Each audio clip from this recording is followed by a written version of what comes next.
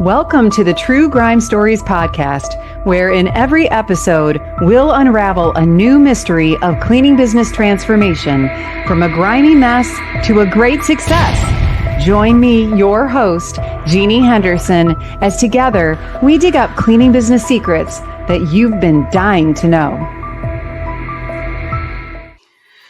Well, hello, everyone, and welcome to the very first episode of True Grime Stories. I'm your host, Jeannie Henderson. I'm the CEO of Jeannie Cleaning in Michigan, and I'm a CBF coach. And I'm so excited to get started today to deliver this podcast to help everyone who is looking for help in the cleaning business, specifically the residential cleaning business. You know, if you're already in the cleaning business and you're trying to figure out how to grow it, or if you're thinking about being in the cleaning business, you're in the right spot. And I'm really excited that our very first guest is someone who has really impacted my life and the lives of many other cleaning business owners. And that is Debbie Sardone. And just to tell you a little bit about Debbie before we get started, there's so much to say, but Debbie is the founder and owner of Buckets and Bodes Maid Service in Flower Mound, Texas. And she's the owner of Speed Cleaner, or co-owner of Speed Cleaning, and also the founder of Cleaning Business Fundamentals. And she's the founder of Cleaning for a Reason. So Debbie has had a huge impact in the cleaning industry. She took a small business that she started out of her home, cleaning by herself, like many of us did, into a multi-million-dollar empire of many businesses. She has helped thousands of cleaning business owners all around the world to grow and be successful in the cleaning industry. So Debbie runs several live events every year. And we always look forward to the times that we get together. It's a great community that Debbie's created in Cleaning Business Fundamentals. We'll tell you a little bit more about that later. But I think you're really going to enjoy hearing from Debbie today as she shares her grime story and how she got started. So welcome, Debbie. Thank you for being on our very first episode. It is such an honor to be on the first episode, Jeannie. I have been so excited about your launch of True Grime Stories for the industry for a while. So I can't believe this day is finally here. It's so exciting, and I'm honored I get to be your launch guest. So I can't wait till we start digging into all the true grime that's happened in the industry and in my life, as well as the lives of other cleaning professionals. It's just a great topic. Yeah, I know we're all out there searching for help, so I'm so glad that we get to kind of partner on this and help cleaning business owners all over the world through our podcast. So let's dive in. Pretty excited to talk about your grime story. All of us cleaning business owners at one point hit a point where we're stuck or we're miserable or we can't figure our way out. What was your grime story? What was happening in your business when you knew that it has to be better? There has to be some way to do it better than this. Yeah, there has to be a better way. Otherwise, I'm out, right? It's like you kind of have to hit rock bottom and have the ultimate grime scene going on in your business before you do anything. Because if you're not insanely miserable, you can tolerate and wallow in semi-misery for years. But I did hit that brick wall. And I remember the day when I told my husband, I'm just going to go back to cleaning. I can't take it anymore. The stress is too high. People are always quitting. You know, I had already put down the mop. I was trying to build a big cleaning company. I didn't know what I was doing. And I was ready to quit. I was literally ready to walk away. In fact, this was back when my business was all on 3x5 cards. Do you remember the 3x5 card box? Yeah. And inside was a 3x5 card for every client I had. And I don't know how many I had back then, but I actually have that little box of 3x5 cards to this day. Wow. And yeah, I do. And I was going through. So how many employees, how many clients do you think you had? I might have had 30 or 40 clients. I remember the card, stack was about that deep. Mm-hmm. And so I probably had 4 employees coming and going. So one day I'd have 3, the next day I'd have 4, and the next day I'd have 2. Oh, it was a feast or famine. And that was that was my brick wall. Speaking of brick walls behind me, that was my brick wall where the true grind got too intense and I wanted to quit. So I pulled out my 3x5 card box and I was pulling out my favorite clients that paid the best, right? Like these were the ones that averaged $6 an hour, you Oh know? my goodness. But I pulled out the clients I liked the best. And I was setting those aside because I was going to go back to cleaning. I was going to fire everybody and give away my clients to the people that worked for me. And my husband just sat down with me and he said, well, do you really have to just quit everything? What if you just cut back, right? And instead of doing estimates all day Saturday, half a day on Sunday, Monday nights, Tuesday nights, Thursday nights, what if you just did one estimate a week and one estimate on Saturday mornings and forget the rest, you know?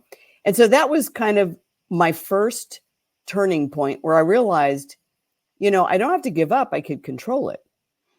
But then my second grime scene where it was like, Jeannie, I was 3 feet from gold. I was sitting on the edge of $1 million. And this was back in the late 90s. So $1 million in the late 90s when we were all charging 20 and 25 an hour was like $2 million plus. But I was on the edge. Yeah, for sure. Like that today. And so I was sitting on the edge of reaching that $1 million mark that I had been trying so desperately to hit. But I couldn't figure it out because at this point, the business was bigger. I had overhead. I'd already bought a bigger house, bought nicer cars. I had an office and an office staff. And my business was bleeding money so badly. There were times I couldn't take a paycheck. And I'd have to call my husband and say, hold the check, don't cash it today. Right? It's like, Deborah, you know, we got this house now. We have this car payment. And my business was in so much trouble, even though it looked healthy on the outside. Right. I think I had about a team of 10 at that point. And I was ready to quit again. I was like, this isn't working and it's costing me a fortune and I'm going to go out of business. And I found a consulting firm. And even though I didn't have the money, I hired them. And 9 months later, I actually had a system to follow. I broke through the $1 million mark and we've made tens of millions of dollars since. But that was my second grime scene where I almost quit. I almost got through into the quitter's prison, right?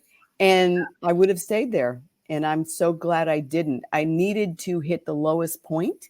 And I thought I'd already hit the lowest point, but I needed to hit the lowest point for me to finally do something about it. And I did. And I have no regrets. Well, I'm so glad you did, because when you made that choice, not only did it impact your business and the lives of the people in your business, but it went on to impact a lot of other people's lives, which we'll talk about later. But so I love that you mentioned two different grime scenes, because, you know, there are cleaning business owners at every level looking for help, trying to figure it out. And that first grime scene is one that many people run into. Yep. That when you're under 4 cleaning technicians, and when one calls out, it just throws off everything to such a degree that when you really can't go on. When you have 4 employees and one person just quits without notice, which was very common and still is, you just lost 25% of your employee base. And that means you can't service 25% of your customers, but your overhead, your office rent, your expenses don't go down by 25%. And so that first grime scene was the first time I had ever experienced business crises. Now, I solved it through sheer grit, cutting back, and settling for slower growth. That's how I solved it. I didn't solve it with systems. I didn't solve it with processes. So then when I got antsy again and I felt like I want to grow this thing, I want to get $1 million. I want to reach that $1 million mark. I want to double my team. I only knew how to do it through sheer grit and struggle and working longer hours and going back. I mean, Jeannie, I remember going home at 2:00 in the morning because I had to stay up almost all night to do payroll because I had spent the day juggling a schedule of somebody who quit. And I remember one time having to call the police department and saying, would you mind parking out front while I walk from my office to my car? Because it's 2:00 in the morning. Oh my goodness. And it's like, that's how I grew back in those days until I found a company that would show me systems so that I could get to 1 million without working longer hours. I could get to 2 million without working 120 hours a week. And I didn't have that before I got help, and it turned everything around. Well, and I'm sure I've talked to many cleaning business owners who get to that point and they're like, I don't want to grow. Because if growth means that I have no life, I don't want to go there. And people really have a hard time finding that solution by themselves. And I think that's the only way is I'm just going to have to not have a life, and my business is going to run my life instead of me running my business. And I was there. I burnt the midnight oil many times, working 7 days a week, and before I met you, and you know, it's miserable. You know, we call most that, people settle. Yeah. Right. We call that the valley of despair. I know you're about to say that. It's like, here's why it's the valley of despair. And that's why I was in the valley of despair when I thought, I'm just going to go bankrupt. This isn't going to work. It is because you've gotten big enough to where it kind of doesn't make sense to close your doors. Back when I was all 3x5 cards, I could kind of do it, go back to cleaning, and I'd make just about as much money I was making back then with my 3 and 4 helpers. But then when you reach a certain size and you hit the valley of despair, you're 350,000, 450,000, just under 500,000, maybe a tiny above, right? It's like, it's too big to close, but it's too small to stay where you're at. But to double without systems means you don't have a life. And maybe you give up a paycheck that you can't afford to give up if you don't double with systems or triple with systems. And that's why people quit in the valley of despair, or they end up just staying there for a decade. Yeah, I've talked to many people who are stuck at 500,000 or 600,000 for years, and they feel they're proud of their business because they've built a significant business, but they're a slave to the business. Yes. You know, they can't take vacations, you know, they can't figure out their way around it. And they look around them and they're like, well, I'm doing the same thing that all the other big guys are doing. So why isn't it working for me? But that's because that's not the solution, right? That's not the solution. So what, you know, when you hit that wall, when you hit your brick wall and you just, you know, you weren't making money, but you had an almost $1 million business. So, you know, I'll tell you, Jeannie, here's what was going on inside. Humiliation. I looked successful on the outside, but I knew I was failing on the inside. And so it's humiliating to have to raise your hand and say, I know it looks like we're succeeding, but we're not. That was humiliating. And then your confidence drops like a rock because you know you're 3 feet from gold. You know you should be able to get to the next level. Why can't I? And you really have no one to talk to. So back then, Jeannie, there were no trade associations back then. They hadn't emerged yet, at least not for the residential cleaning. ARCSI became the first one. Now it's ISSA Residential. And I got to serve on that board, their founding board. And I was so grateful when I found it because I had been so alone. But when you're in business all alone and you don't have a community, you have no one to talk to but your family. And they kind of get sick and tired of hearing about how horrible things are, right? Everybody thinks you're crazy for what you're doing. It doesn't like, why don't you just fire them? It's like, because I'll have to go clean if I do. You know? So you feel humiliated. You also feel like your hands are tied. Like you end up having to work with people you don't really want to work with. You know, you've built this incredible program called Culture Magic. Well, I didn't have magical culture back in those days. I had a terrible culture because I had no choice but to keep my C players, people who didn't care about me or my business or my customers. And I had to keep them on staff longer than I wanted to. So that deep down inside really wrecks your confidence in your own ability to be a good leader. And so there's so many emotions that go on when you're going through this really grimy phase of your business. And you really do need to, you know, move forward and make the changes or go backwards and go back to an easier life, because that stuff in the middle, that valley of despair, is the hardest place to stay in. Right. And you want to just end the pain. So there's only 2 ways, you know, it's either forward or backward. Right. Get out of that painful spot. But I do love that you talked about being 3 feet from gold. And I know a lot of people feel that way. Like you can feel there's an opportunity. Yeah. You know, there is so much more you could do. Your phone's ringing off the hook, but you can't hold on to employees. Or you have employees, but you can't figure out how to close the sale. And you're just like, there's all these issues going on.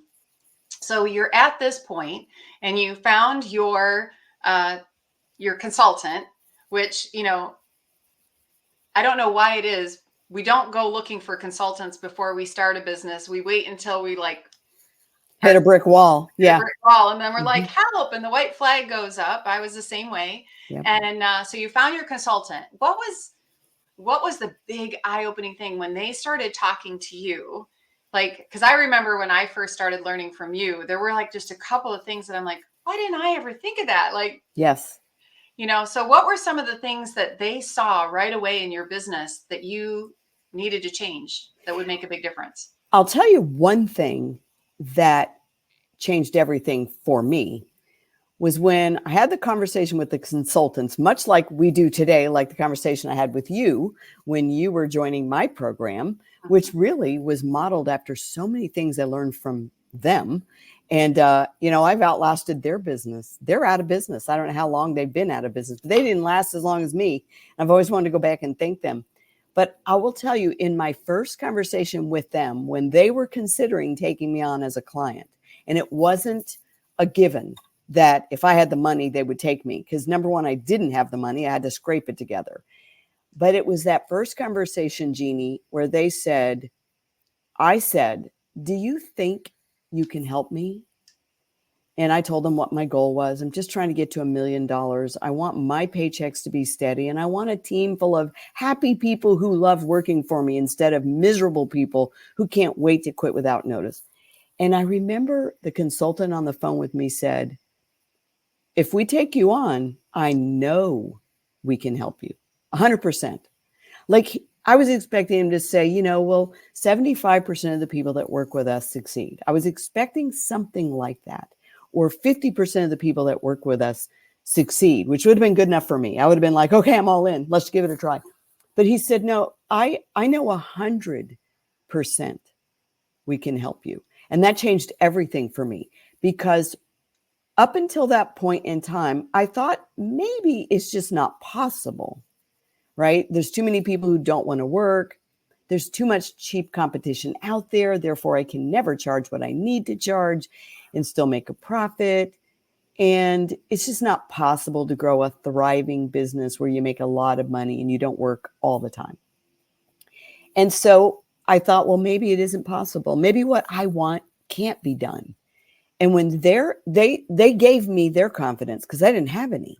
Mm-hmm. I borrowed their confidence, which was the only way I could write a check for $40,000, which is what they charged me, is I had to feel 100% certain, not 50% certain, not 80 or 75% certain. I needed to feel 100% certain that working with them would change my life. And once I had that confidence, and I had the confidence because they had the confidence, they're like, oh yeah, if we choose to work with you, I guarantee you your business will be better. I guarantee you we can help you. Because I kept thinking, well, my business is different. And things are different in Texas. Right. Or get this one. This is what I truly believed because I throughout all the things that people say to me now, I said, well, I do have to warn you that maid service is different. Right? Maid service is different.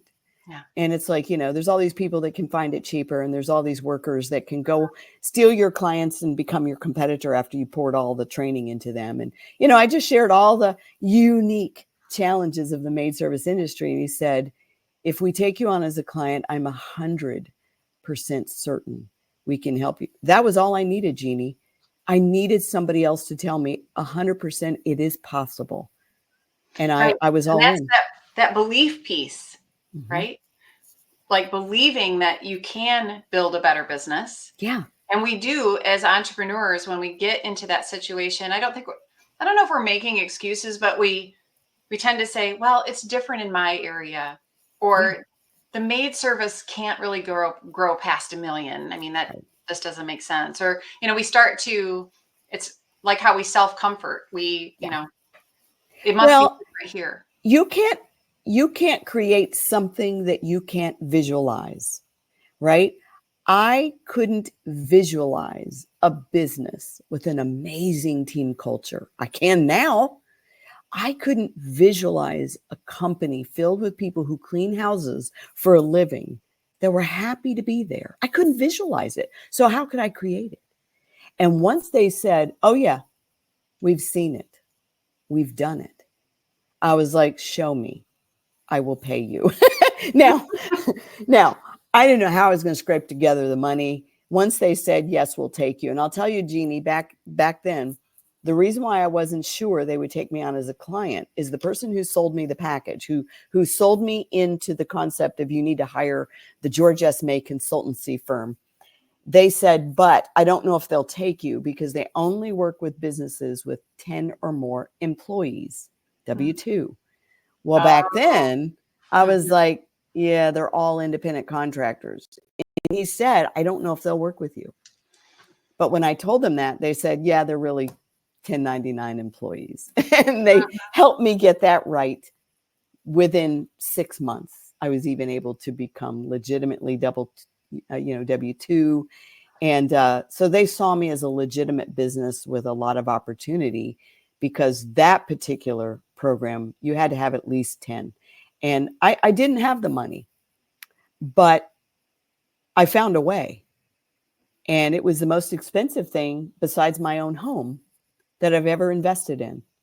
I even buy used cars and usually spend less than that, at least for that day's market value. right. Right? It was the most expensive thing I ever invested in, and it took me years to pay it off. But I'm telling you, it took me from, um, you know, a quitter's prison, literally, to the freedom and the financial freedom and the people freedom and the purpose freedom I always hoped that I could have, just didn't know it was possible inside this industry. Well, Debbie, I have been with you for 7 years now, and I have not heard that version of the story yet. Like, I haven't heard that part about how the, George S. May Company shared with you their confidence, Yeah. right? And that's one of the things that's so important about reaching out for help, which is what entrepreneurs often don't do out of either pride or fear.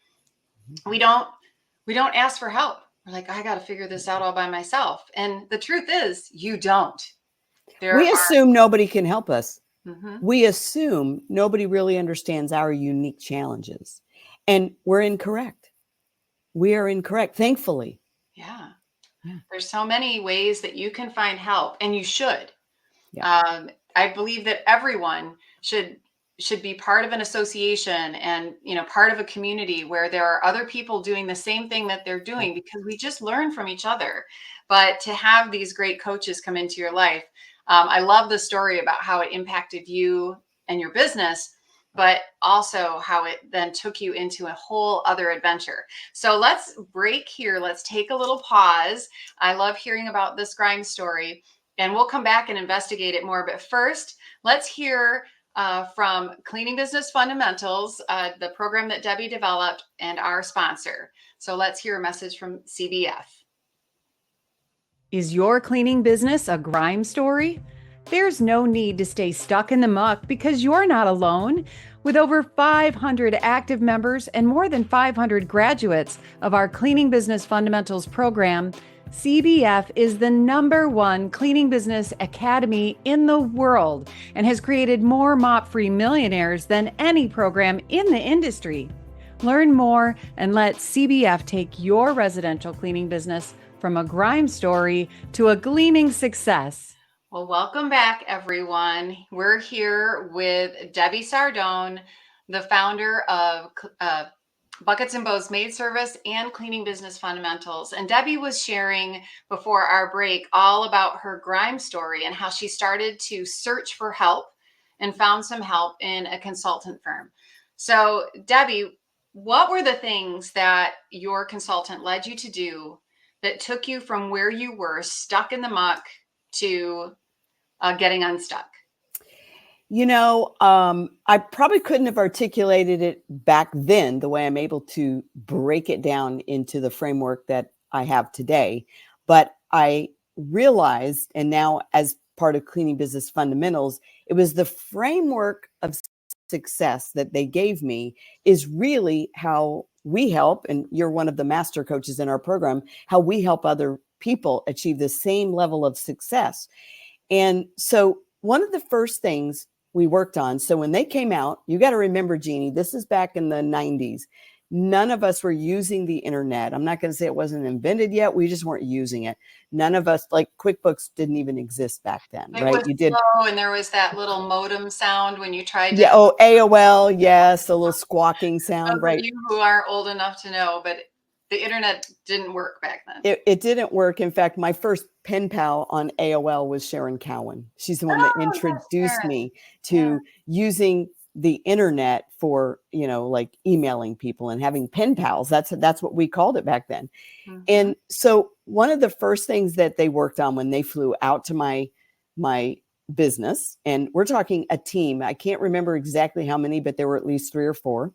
And you got to remember, that explains the cost. They had to fly to you. They had to stay there with you for a period of time. Hotel, airfare, all their meals they had to pay for, and their consultant day rate. And there were 3 or 4 that started the project. They called them projects.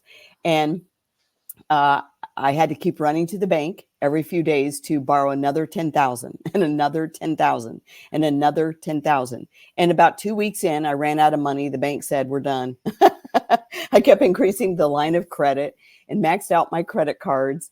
And at the end of the 2 weeks, I said, I'm out of money. The bank won't give me any more. And they said, okay, we're packing up and going home.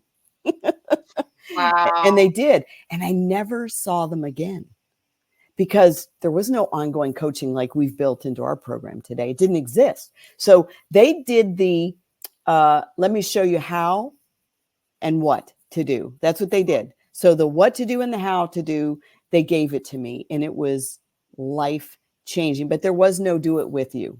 And that means when I hit the other grime scene, like at 9/11, and then years later, pandemic, all the different grime scenes that we come up on when you are a business owner, no matter what industry you're in, I never saw them again.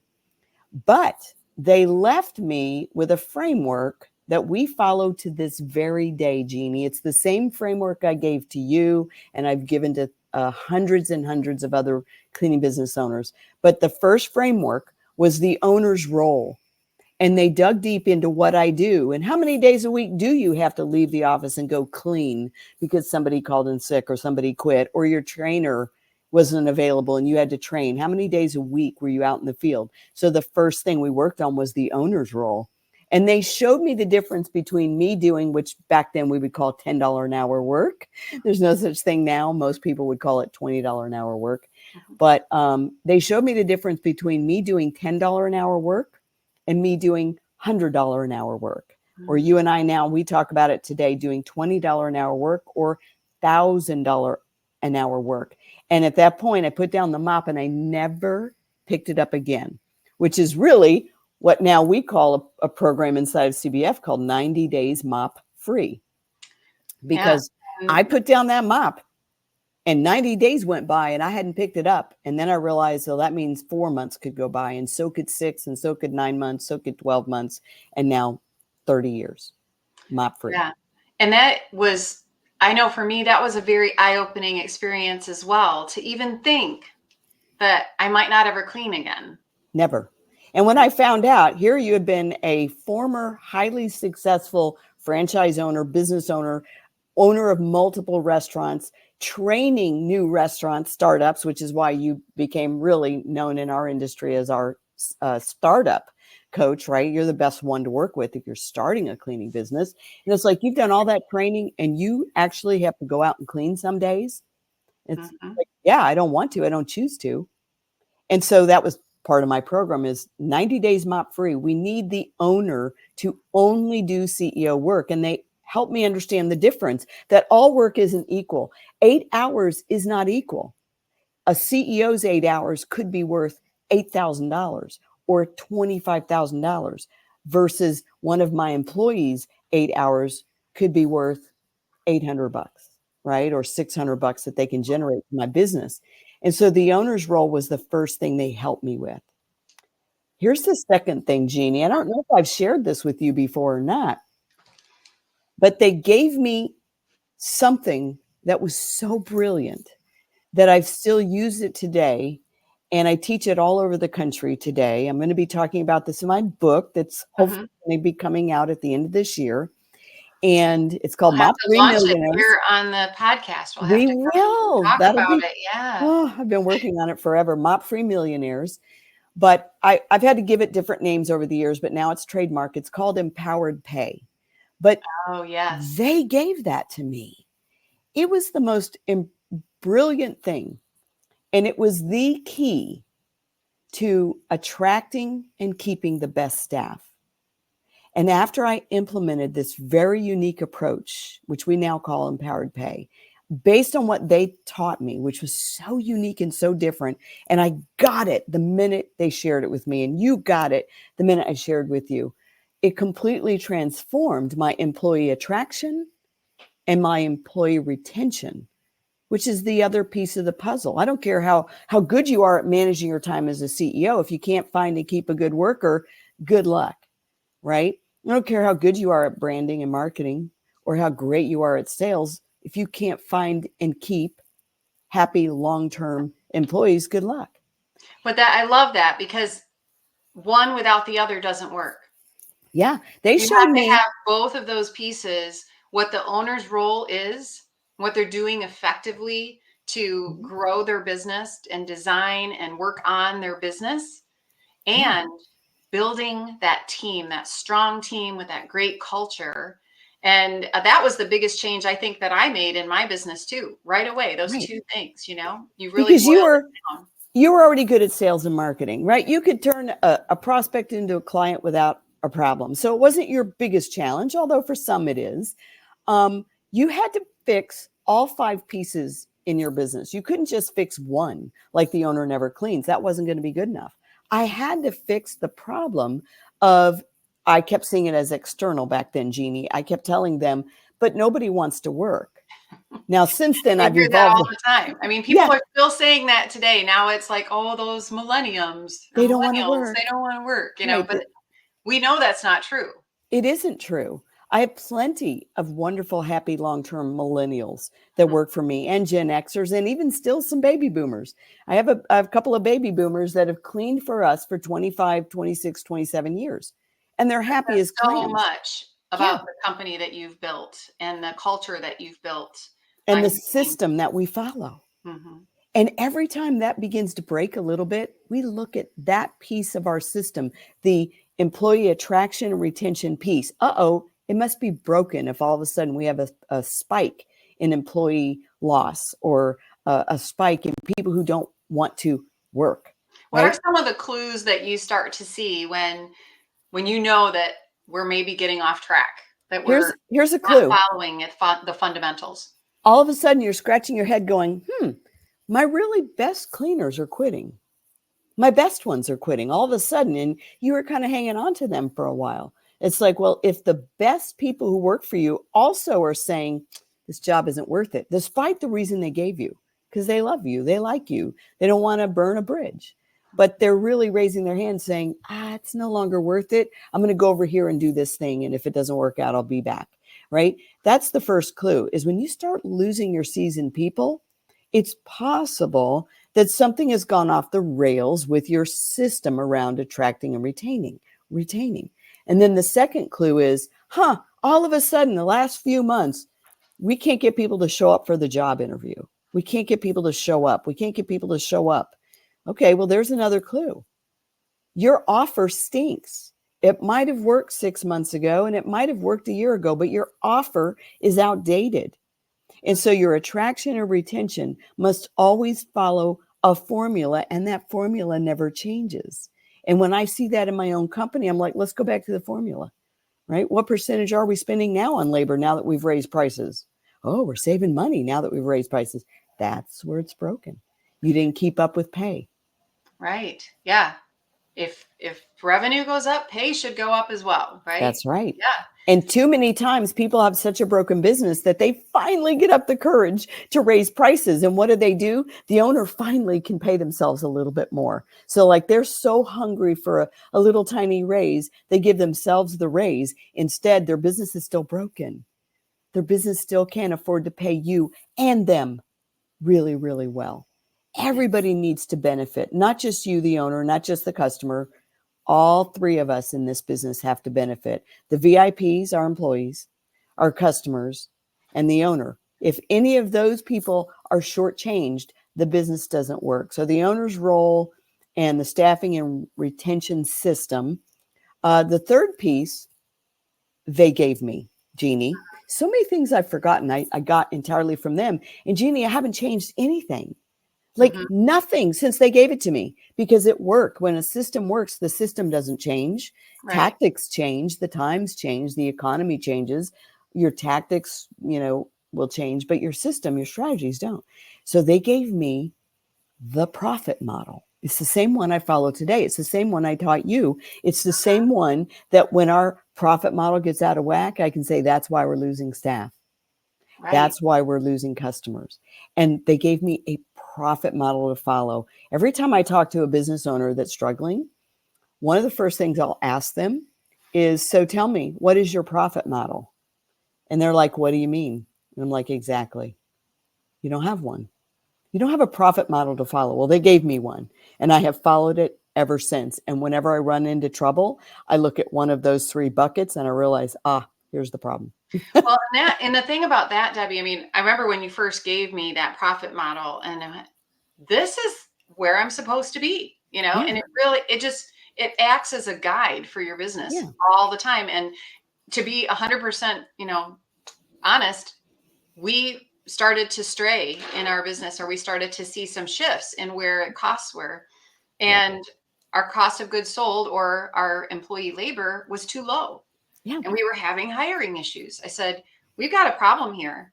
And we fixed it. We're back on track. But it's a reason guide that you can always use. You can go back to it when you start to see those problems and say, oh, this is it right here, because the numbers never lie, right? The numbers never lie. And the reason you were able to identify the root of the problem versus the emotion around the problem, right? There's the real reason you have the problem, and there's the emotional reason, right? The emotional reason is those Gen Zs, or it's the pandemic, or it's the labor shortage, or it's the election, right? Those are the emotional reasons. But you were able to go, wait a minute, let's look at the profit model. Oh, look, we're off, right? We're off. So the model, the system becomes your boss. That's why whenever a CBF member kind of slips backwards, all of a sudden they stop growing, or their business is in decline again. And I've been there, right? It's like, wait a minute. Let's go see what we changed in the system, the strategy. And the profit model is one of the first places to look. Now, it is different for different businesses, but most people don't even have one they're following. Right. Yeah. And, often we talk to people who aren't, don't have a handle on what their numbers are. Yeah. And that's one of the great things that we learn in CBF. So you've shared some amazing strategies with, our listeners and our audience today. Number one, what's your role as the owner? That's such an important part. And we often don't think about it. We're just blowing with the wind of our business. Whatever the business tells us to do, that's what we're doing. But we really need to be more in control of that. But then also, how are we taking care of our team? How are we inspiring them and motivating them to want to help us grow our business? So tell us about the results. You said you did get over the $1 million mark. What's happened since then, Debbie? So here's what's so funny, Jeannie, because I've had lots of true grime stories going on in my business, right? Because if you're in business, if you're an entrepreneur, crises will never end. And so you better have a strategy to overcome every crisis that hits you, right? The hurricanes are never going to end, which so much of our country is going through right now. Yeah. So if you're waiting for the next crisis to blow over, you're not tackling it the right way. And so I remember that I got to the $1 million mark. I felt such a sense of relief. I was finally profitable again. I finally had a happy team. And not too long after that, 9/11 hit. And our economy in the Dallas market, along at the same time, the dot-com bust and the housing market crash, all this kind of happened very close in time. And my business went into a tailspin and it started going down. And I almost lost it. And it was time to pivot. And here's what I kind of figured out years later. When you're alone in business, you don't have anyone to help you pivot. And you do need a community. You need people that are way further ahead of you that you can look to and go, well, how did you get through that last crisis? How did you get through that economic recession or that dot-com bust back in the Dallas area and throughout the country? And if you have people who are ahead of you that can say, oh yeah, don't worry, I'm 100% confident you too can grow through this. You won't lose your business. They can show you the way. And I realized how important community was. And it took me a while, Jeannie. I'm not sure we really had community so much when you first joined 7 years ago. I added it.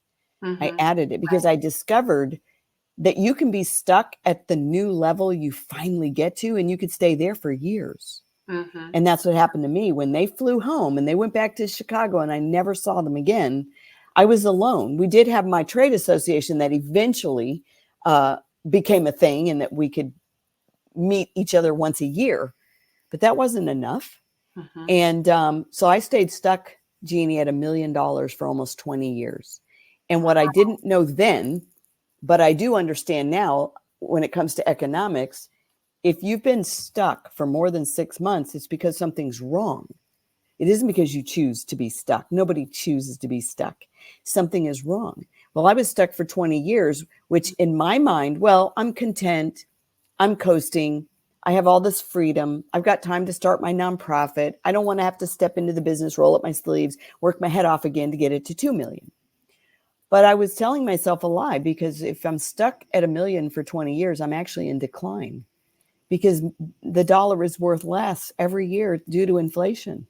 And due to the longevity of your office staff, they all make more than they did 20 years earlier. Many of them are still with me. Right.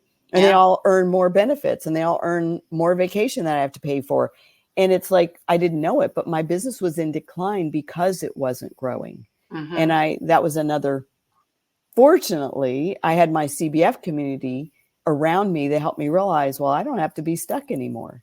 And I mean, I remember just when we were starting to, grow this community, how much I loved it, because I had come out of the franchise world and had been in restaurant franchises for many years before owning our cleaning business. And I missed that community of other business owners doing just exactly what I'm doing. I can pick up the phone and call them anytime and say, hey, I know you had this problem before. How did you fix it?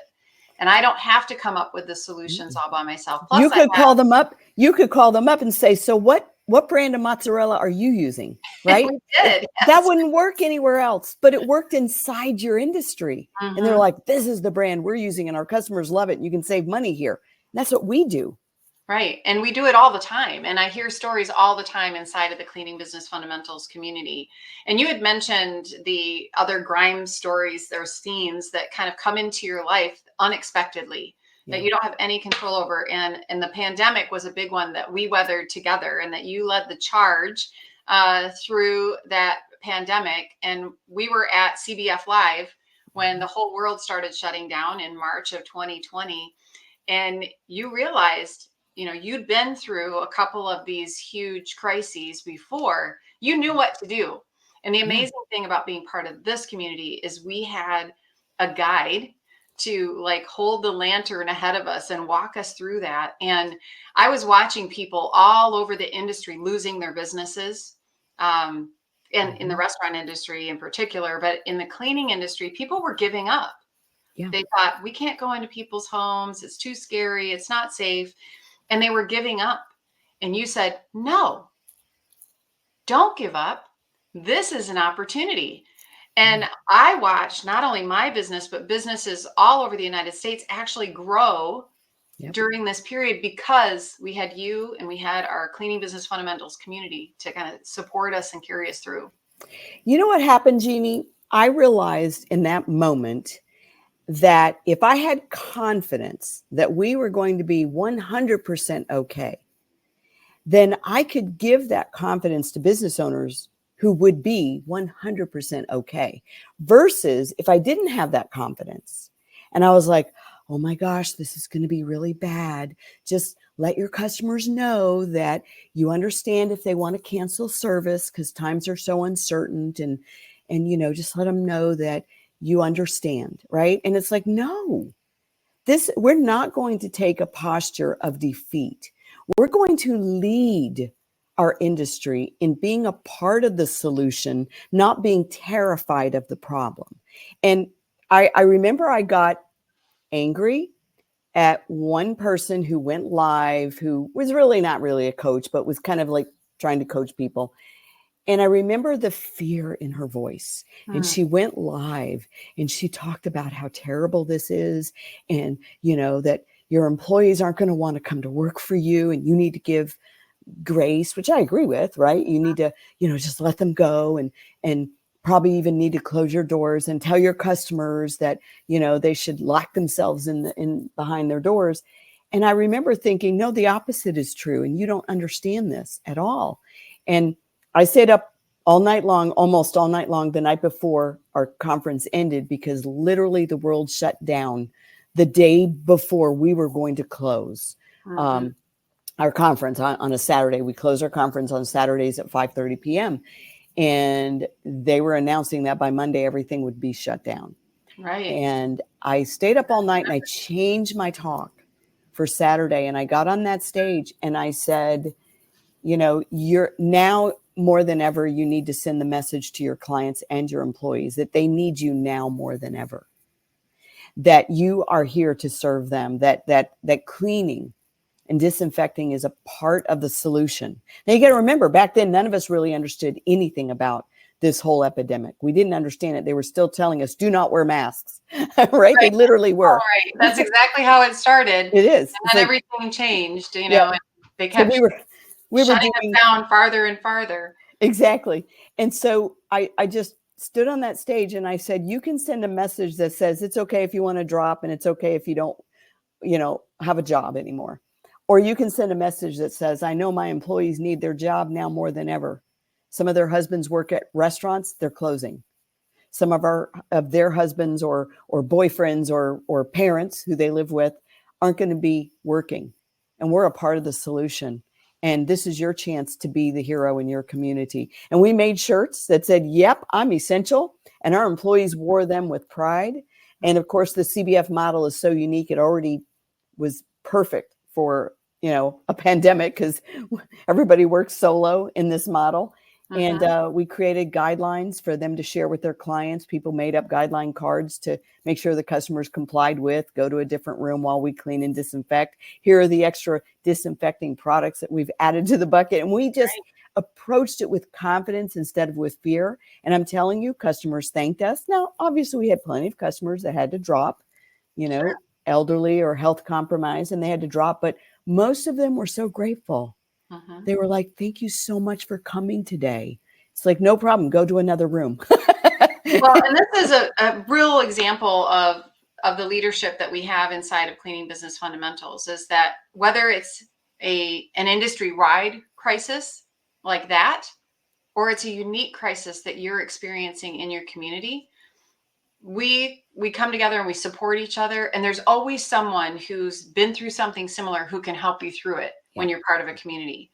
And as entrepreneurs, you don't have to be, a lone wolf and figure it all out by yourself. And actually, you probably shouldn't, because there's always someone who has been there before, has figured out a stronger, faster way, and you can shortcut your growth. Like that collapse time. Yeah, right. You collapse time when you invest in your education. And I'm so glad that I found you. And I'm so glad you found us, because you've taught me so much about culture and how to enrich the culture of my own team. And then, of course, the experiences you bring to the whole CBF community because of your background in training, your background in, restaurant development. It's like you bring all these great minds together, but we're all doing the same thing. We learn from each other. Yeah. No, there's definitely power in all these different experiences coming together. I love watching how our community shares so openly when people have a new idea. It lifts us all. Yeah. That phrase that you often say, lift as you climb, and our community, everyone embraces it. So cleaning business fundamentals started, what was that, 2000, about 10 years ago? No. Well, I've been doing iterations of it for almost 20 years, oddly Okay. enough, really literally teaching the same formula, but this is version 3, and I really launched version 3 about 10 years ago. Okay, right. Yeah, the one Mhm. that I'm a part of. But then prior to that, it was Never Clean Again. Never Was Clean Again University. yeah, And before yeah. that, it was one-on-one coaching following my 5-step formula. Well, it's changed so many lives, Debbie, and I can't thank you enough. And I can only imagine the people who are listening and watching this podcast are just, grabbing onto every single word, because I mean, and I have been with you for a long time, but just hearing these things again, I get so excited and so inspired. And thank you for infusing our community with your confidence in every single one of us, that if you can do it, we can do it. So I want to speak to everyone who is listening and watching us today, because if you're in the cleaning business or you're thinking about being in the cleaning business, I want to encourage you to talk with us about cleaning business fundamentals, to learn more about the opportunities that are out there, to not go it alone, and to find a path to success that's proven. And hundreds of cleaning business owners, me included, have benefited from this program. And I know for sure that I probably would have given up if I hadn't found cleaning business fundamentals. I was looking for another job. I felt like I was failing. I shared all those same emotions that you did, and I was about ready to give up. So I'm so grateful that I I'm found glad this. you didn't give up either, because I watched your face the other day when we were, we have different levels of this program now, right? Because we keep seeing business owners create way bigger businesses than we thought they would. So we kept creating different tiers in our program. And of course, you're in the highest tier, as well as being a certified master coach to teach our program. And I saw your eyes, Jeannie, when we welcomed some of the business owners that you had mentored in your coaching groups that are now in our elite level program, which is just unheard of in our industry.